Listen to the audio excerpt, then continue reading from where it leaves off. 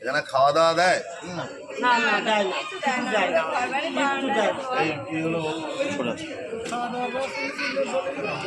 আজকে থেকে আপনার সমস্ত খাওয়া দাওয়া এখানে পেয়ে যাবেন।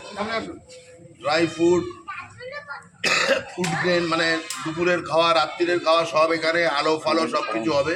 আমি ভিডিওর সাথে বলছি, আমাকে বিদেশ সাহেব খাওয়া পাচ্ছে না কেন?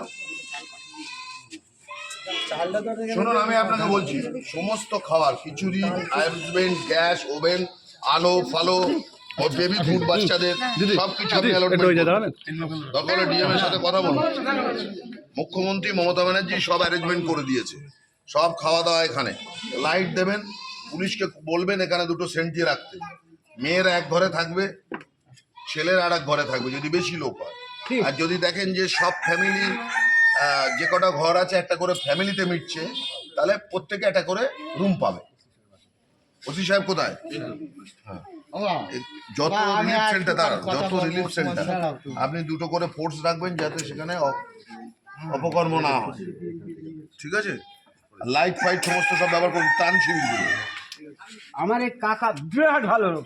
ঠিক আছে, আমি বুঝতে পেরেছি বাবা। কাকার জন্য আমরা আপনি পঞ্চায়েতের প্রধান কই? আপনি কটা সেন্টার আছে আপনার? দাদা 9টা দুপুরবেলা যাতে এখানে খাওয়ার ব্যবস্থা হয়, 9টা শিবিরেই তুই দেখ। পঞ্চায়েত আপনার যা বক্তব্য আছে বিডিওকে বিল করে দেবেন, আমি ডিএমকে বাকি কথা বলে নিচ্ছি। ত্রাণ শিবিরে থাকলে প্রশাসনের দায়িত্ব তাদেরকে সব বেলা খাওয়ানো। ক্লিয়ার? বাড়ি যখন ফিরবে যদি ঘর ভেঙে যায় ত্রিপল দিয়ে বাড়ি পাঠাবেন। আর শুধু সবাইকে বলবেন জলমগ্ন এলাকায়, জলবন্দি এলাকার স্থানীয় পাইপ জলের যেন জল না খায়। দরকার হলে বিডিও সাহেব পিএইচির পাইপ ওয়াটার পাঠাবে, সেই জল যেন খায়। বন্যায় মেন সমস্যা হচ্ছে আগে কলেরা ডায়রিয়া হয়, তারপরে চুলকানি হয়।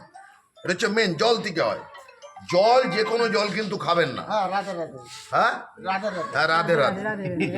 ঠিক আছে।